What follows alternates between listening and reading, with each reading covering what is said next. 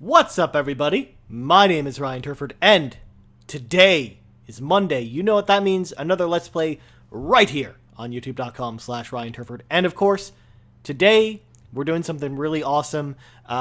This will be the first of probably many Let's Plays, as well as other things. We're playing The Division. The Division just came out recently. It is a game that everybody is talking about right now. I couldn't avoid the hype train forever, I'm afraid. So we have decided to jump into The Division. Again, I really liked what I saw out of the beta. So I'm excited to play more of it. I'm basically at level 8 already, so we're going to switch over to the game here. And I'll show you sort of my build right now and then sort of my character here. So first of all, this is my character. It's a girl. Let me just walk into the light for you guys. So she's a girl. She has a automatic. I use an assault rifle and a marksman rifle as my two primary weapons. We also have a sawed-off shotgun as our pistol. Why? Because it's basically like using the hand cannon from Destiny, except with less range but more oomph. In the sense that it really takes down a lot of enemies, especially at my level, in like a couple of hits, as opposed to it's really useful for some of the elite enemies for sure. So that's the reason we have that. Again, we're using a SCAR, a military SCAR H for our marksman rifle. Basically, it has a fast rate of fire. You don't really need to reload after every shot like some of the marksman rifles. But the downside to that is it's less powerful than some of the other marksman rifles. But you have way more ammo to work with, so if you get a couple headshots, you're still doing the business. As far as my loadout is right now, again, I'm maybe about 4 hours into the game. Again, we're level 8 already, so it's now, mind you, your abilities are not really set by your level per se. They're set by the different wings of your facility, like your base of operations that you unlock. So right now we have first aid and our turret. Basically, these are from completing the very first medical wing quest and the technology quest. Again, we have basically all three wings open at this point, so which is why we have all three on this way. The reason I select first aid and turret is when you're playing by yourself.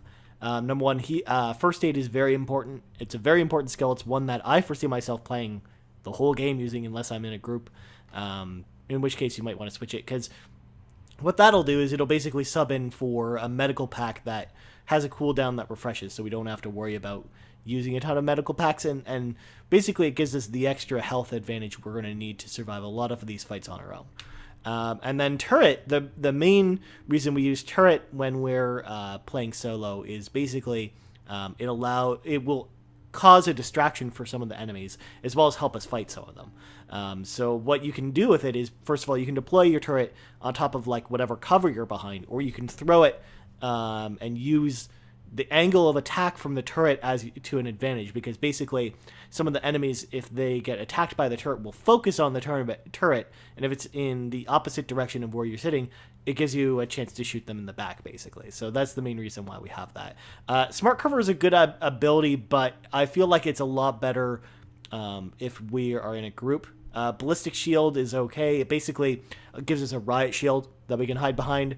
The downside to using it, though, is that we can only use our pistol while using that. So we would only ever use that in a situation where I felt like there was a lot of close quarter encounters, especially with our pistol being a sawed-off shotgun.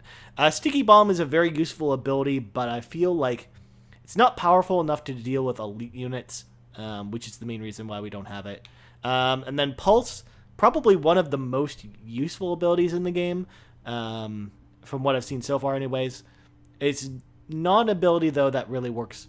I mean, it works well we're on our own, but I would see this more just like Smart Cover being a really good group ability if you're in a group. Like if I was in a group with people, I would actually probably switch these abilities to Pulse and Smart Cover, just to help out my team more as a support role, since that's usually how I play games. Fun fact about first aid as well, you can use it on yourself, or you can actually launch it to a different area if you want, so you can shoot it to a different radius. But if you just tap LB on your controller, it'll just heal you. By the way, I'm playing on Xbox One, so keep that in mind in case the server crashes or anything like that. I've had some issues with server issues as far as sometimes when I'll go into like a new loading area, it'll cause the server to go down or something like that. But for the most part, it's pretty much just been minor hiccups. So anyways, so we're going to do a mission today. We're going to do the Hudson Refugee Camp. First of all, if you guys are looking for some of the earlier missions, like establishing the base of operations or the medical wing quest, I have all those from the beta, and they're exactly the same in this version. So you can definitely go from there if you want to check any of those out. I'll link to them. They'll be part of the playlist that this video is part of. So we're going to head into this area. So basically, what we're trying to do here is we're trying to go to this refugee area where basically civilians are just holding up here. And we want to collect blood samples from these people in order to try and build a vaccine for the virus that basically just wiped out New York City. Which is a long way to say, keep those people alive until I get what I need from them. Got that? Great. Alright, so we got a couple cleaners down here. The cleaners are basically a group of guys who are basically there to sort of clean up the infection by burning all the corpses. So they're run by a guy named Joe Farrow, who we'll meet in a later mission. From what I hear, he is probably the most New Yorker ever, but that's okay. So basically, we're basically built for distance play. Again, if we get into close quarters, we'll use our sawed-off shotgun on these people rather than our assault rifles. But the main reason why we keep our distance from the cleaners is that most of them are equipped with flamethrowers, which are very, very, very bad. We do not want flamethrowers to kill us.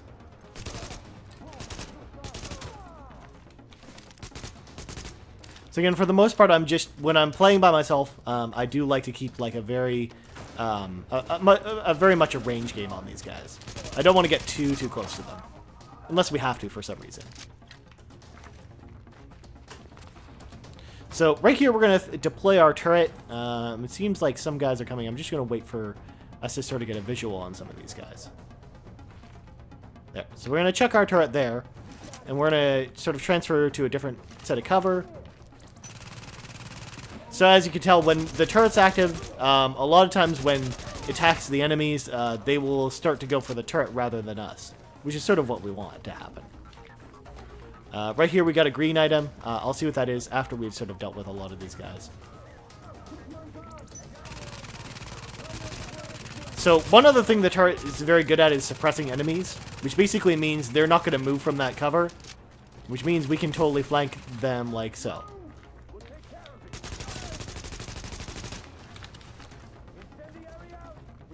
So we switch to our sawed-off shotgun there, take out some of those cleaners. So now we want to switch back to our assault rifle. Oh. Again, the cleaners are very much all about fire attacks. So the idea is we don't want to get too close to them, because fire is actually a status effect in this game, so it will actually cause us to lose health over time. It's basically a dot. They'll place a dot on us, if you know MMO terms. Refugee camps, shanty towns. Jesus, you don't think they... Draconian solution, but highly effective. Sure, if you're a genocidal maniac. You ever wonder if we even deserve to survive this thing? Every day, Doctor. Every day. Good luck, agents. So basically, the reason I shot there was there's actually a mine. Basically, whenever you see these glowing things here, they're mines, and since these are the cleaners, they are mines that cause fire to happen, which is bad. Fire is bad. You don't want to stand in fire. That's MMO lesson number 1 for you kids.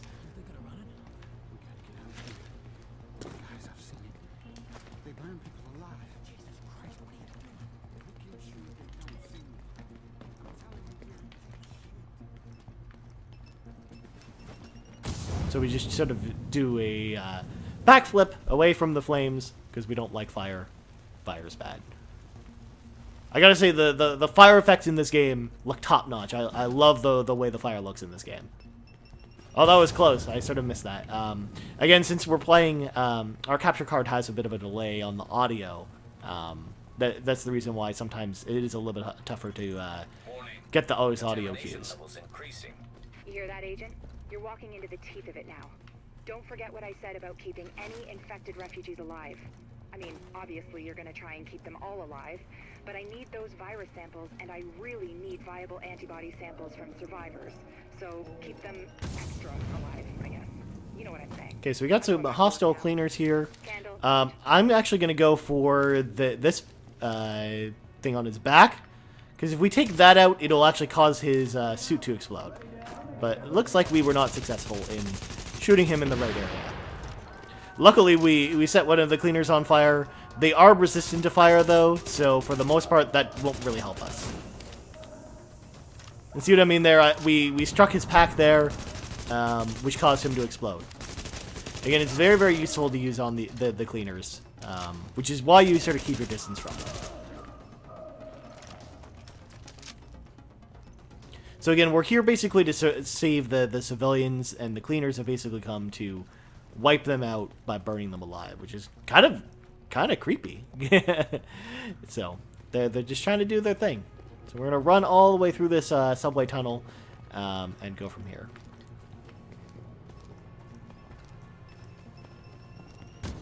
All right, so we got caught by one of the mines, but that's okay. Well, actually, we don't need to use health there. Basically, you see those 3 squares for health?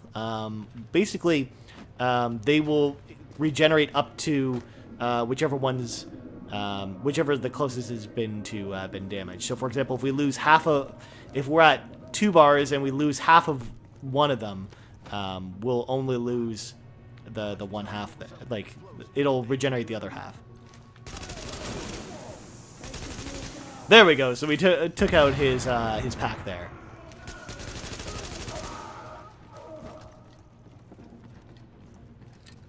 Alright, so we got some more refugees. They're just running around like crazy people.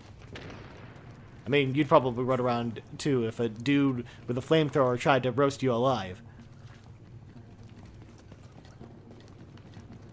I'm not a huge fan of the mission cursor, the way, like, the one that basically points you in the direction of where you're supposed to go. Because a lot of times it takes you in a really roundabout path, which is pretty annoying. It's Napalm B, all right. With that much capacity, they must be planning to burn out the whole damn yard. And when they do, they're gonna kill every last refugee in that shanty town. We need that tank moved somewhere safe. Now, basically, you use the restock there. You'll find those in just about every level. Basically, you'll find some ammo on some of the enemies, but for the most part, you have to use the restock containers in order to get a lot of ammo back. Alright, so we got some more cleaners in here. Let's go for the ammo on his back.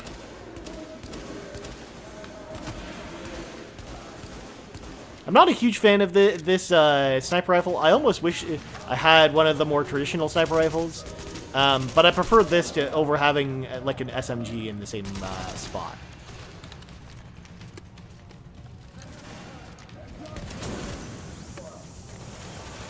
So as I mentioned, kids, that's the reason we don't get close to the flamethrowers, and holy shit, we just died in one hit there. That's the reason we don't get too close to the cleaners, because their flamethrowers deal a ton of damage. But that being said, I don't know how we died in one hit. I guess it must have been someone with a sniper rifle. Those actually happen a lot. Usually we're able to like look out for them. But... They must be planning to burn out the whole damn yard. So I'm going to do this a little bit differently this time. We're going to head up here. We're going to take this vantage point over some of these guys. Okay, so it looks like there is someone over there.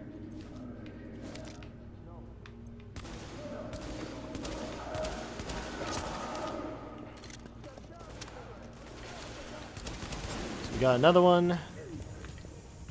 So now what we're going to do is we're going to distract some of these guys by throwing our first aid. No, that's not what we intended to do. We're going to throw our turret. I'll use one of our health packs just to keep us up, basically. It looks like they have their own turret, which could be annoying. But our turrets should be able to neutralize each other.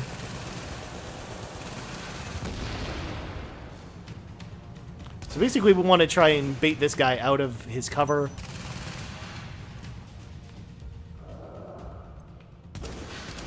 Boom. We just hit him with a bunch of headshots. Yes, in case you are new to my Division Let's Plays, or new to the Division in general, it is a MMO, so even if we headshot a guy 5 times, that may not even be enough to kill him. Especially with elite enemies, since they are usually deadlier.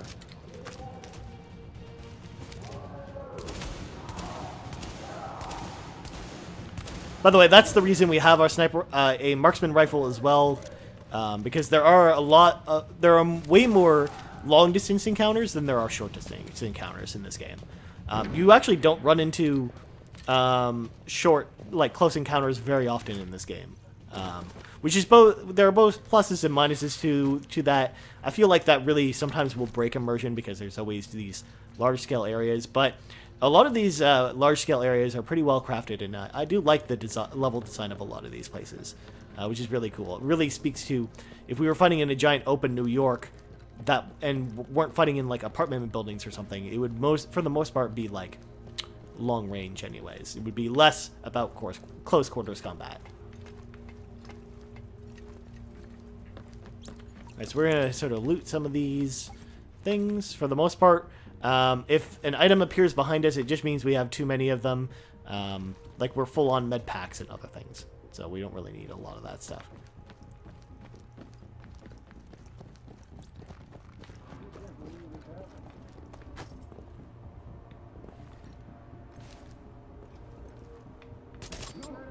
Boom! Ha! We tagged him. Again, it takes a few hits to actually rupture their tank, but of course that's the easiest target for us to go to, especially since it has the potential to take out multiple enemies.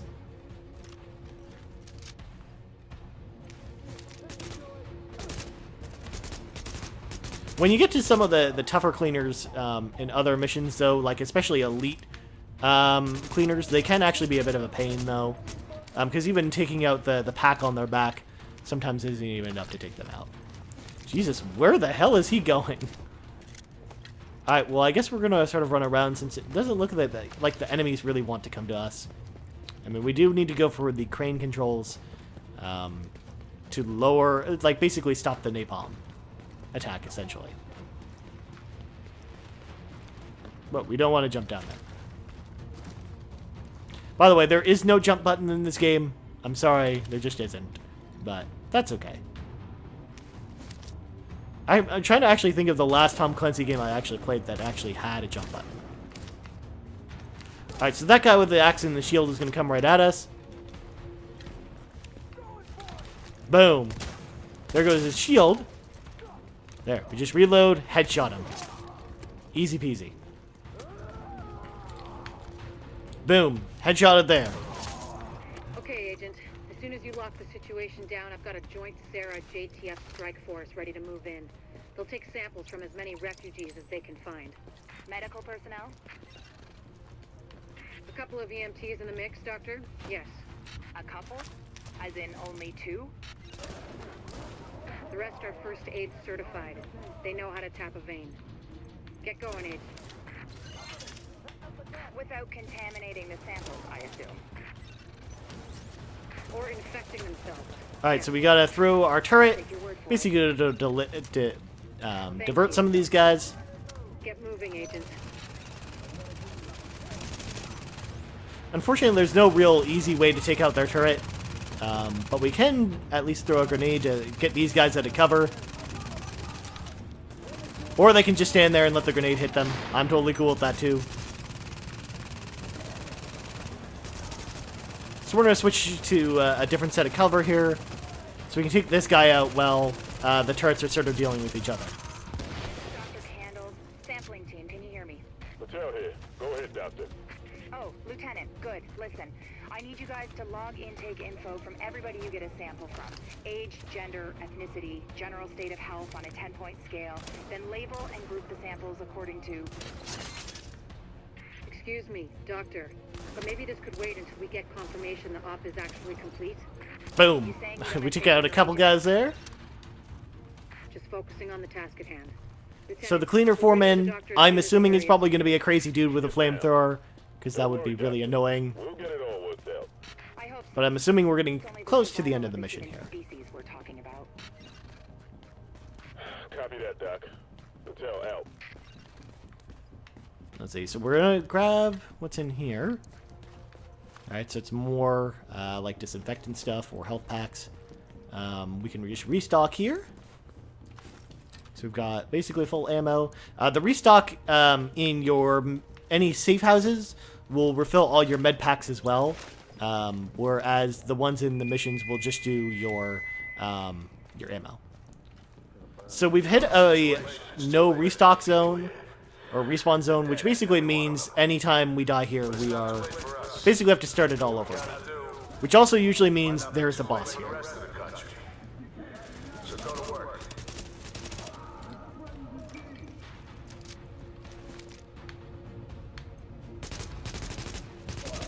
So once again, we just want to take these guys out from a distance. We don't want to engage with them close in. Alright, so Martinez is a named enemy, and named enemies are usually bosses. So it looks like he's got an assault rifle, so he doesn't have a flamethrower, which is actually a good thing for us. Because generally, the flamethrower elites are probably some of the worst, and we don't usually want to deal with them. Alright, so we're going to throw our turret. I'm going to throw it over there. That way it can sort of absorb some of this fire.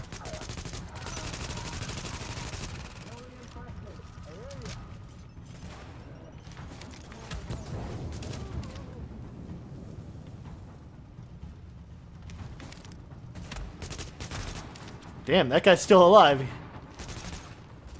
Alright. So we'll use our health here. Alright, we took him out. Now we just have Martinez left.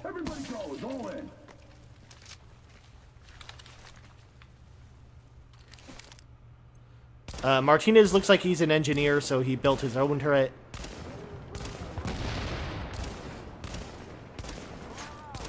It looks like there are actually way more enemies now, so it looks like more have respawned. Again, that'll happen from time to time on boss missions. Usually you'll fight a lot of ads while you're fighting the boss. Just like an MMO, for the most part.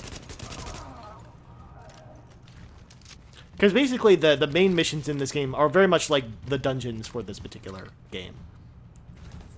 If you think of it in MMO terms. So we got our turret to help us take out Martinez, but it looks like we didn't need it. For the most part, he looked like he was a bit of a pushover. And again, I'm very thankful he wasn't like a flamethrower guy, because those are always the worst. Alright, so we're going to do the crane controls, but we want to make sure we loot Martinez, since that green indicates that we have a green item, or since in the case of bosses, usually there's multiple green items. So there's actually 3 different items, and we'll go through our loot drops in just a second. So we're going to go operate the crane. Agent, if you can find the crane controls, drop that tank. Ooh, a phone record. Oh, it's behind the wall, so we can't get it. Phone records are one of the, phone records are basically collectible cell phones that we'll find throughout the environment that will eventually get us some achievement points if we collect all of them. Otherwise, they really just give you a small boost in XP, so for the most part, they aren't really super useful. Alright, so we're going to operate the crane.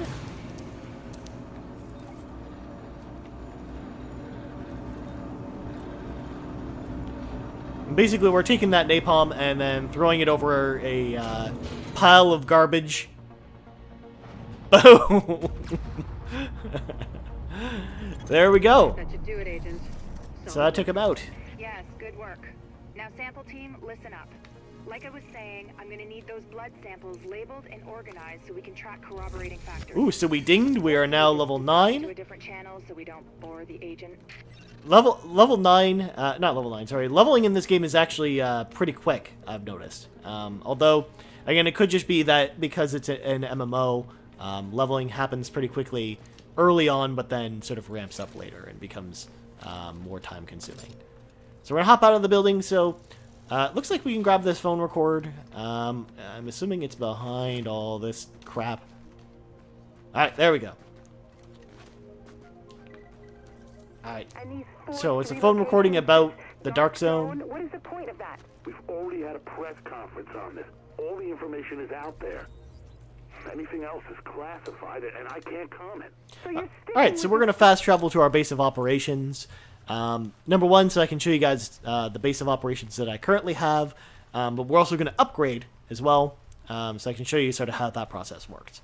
The base of operations, of course, we established in our first Let's Play of The Division, if you go back and watch that, where we basically take back the post office and then establish our base there.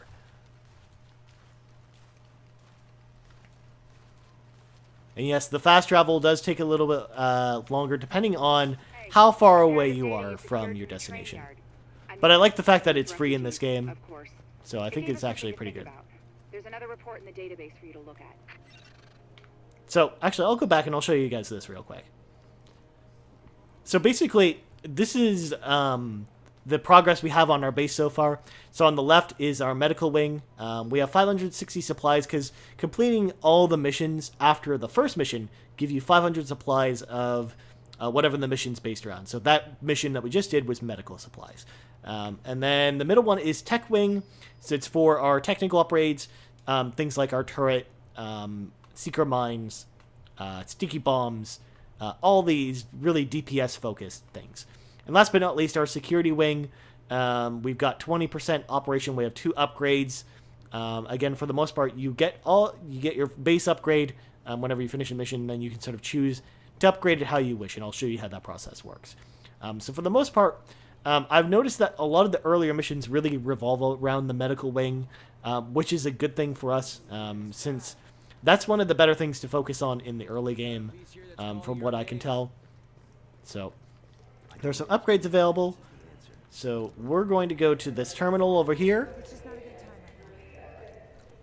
And we can get ourselves a new skill. So basically we can upgrade some of these ones. The 400 ones basically give us basically add-ons for our existing abilities. So in theory, if we wanted to upgrade our first aid, which is the ability we have already, we could upgrade to intensive care if we wanted to. In fact, this one's actually a pretty good one to have too, because one of the perks, which is basically perks are abilities that once you've unlocked them, they're passive abilities that you always have on all the time. There are 40 perks in the game, and you can have them all on at once. So this would actually be one we would want to do, but instead what we're going to do is we're going to upgrade to the virus lab and get our second ability, which is the support station. Basically, you can drop down something very similarly to the light well in World of Warcraft, where basically it's a medical station that heals a bunch of your allies if you're in a group. A very useful group ability. But I just want to show you as well, the 200 abilities are talents, and talents, you can only have a certain number enabled at once. At my level, I can only have 1 at a time, and then you can eventually have 4 at maximum. So generally, these are the ones you actually want to save for last. I just got this one early because it's only worth 200. It only costs 200. It gave us our first talent, really, which is Strike Back, and as well, it increased our medkit inventory slot, which is very, very useful early on, it looks like. So we're going to unlock the virus lab by pressing the X button, and again, that'll give us the support station, and it'll give us a perk as well. So again, we can just do this. So it's just telling us so it's ready. We also can get virus protection increased by 1, which allows us to access new areas, which is the other reason why we go for it. Because there are a lot of secret areas in this game, and those secret areas basically require a certain filter, quote-unquote filter level, that allow you to access them. So yeah, that's sort of the tour around my base of operations. Again, that's the medical wing, and a lot of these areas, it's just letting us know this is the virus lab that we just built. I got my virus lab. Finally, enough. And then we can go to the security wing. The security wing looks pretty beat up right now. We have a situation room, but for the most part, it's just a lot of offline components. Like, for example, there's a weapon shop here. You can get high-end weapons from. We just don't have that yet. It's it's more expensive to get. It's another 500, I believe. And then we can go out here, and these offices are basically where, like, our gunsmith lives and all of our other security wing abilities. But of course, we got one of the coolest abilities, I think, right away. We got the canine unit, so we got dogs. We got dogs in our base because what post-apocalyptic base isn't equipped with dogs? Come on, you gotta have dogs in your base. And if we go upstairs, we can go to our tech wing. The tech wing basically, for the most part, is pretty much empty. We got the control room that sort of manages a lot of the tech going around in the city, but for the most part, that's really the only upgrade we have for it. So it's a lot of just boxes, basically. So over the course of the game, all this is going to expand, and we're going to get more. We're going to fill it with more stuff as we get more upgrades, which is really, really, really, really cool. So that's why, out of all the safe houses in the game, this is actually the only one you don't see other players in, because it's very similarly set up to the garrison in World of Warcraft, where basically you basically have your house or your garrison that's customized to you, which is why other people can't come in. But all the other safe houses we'll run into other players, and it's really cool.